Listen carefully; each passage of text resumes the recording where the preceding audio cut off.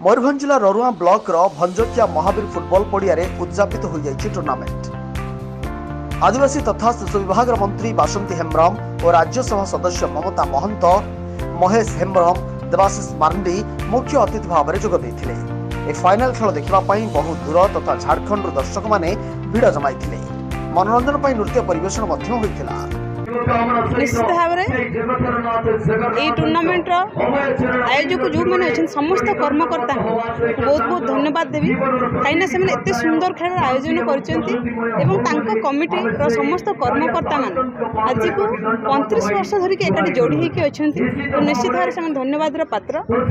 आमर समस्त प्रिय मुख्यमंत्री माननीय नवीन पट्टनायक खेल को निश्चित भाव प्राधान्य देती माटी मयूरभंज माटी सबू प्लेयर्स मान एथलेटिक्स कहले निश्चित भाव मयूरभंज को बुझे ये आपणकर नेशनल खेली इंटरनेशनल खेली।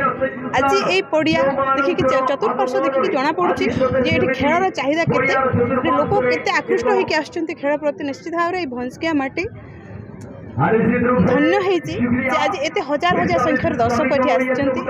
मयूरभंज ररुआ ब्लॉक नवीन चंद्र दास रिपोर्ट न्यूज़ 9 ओडिया।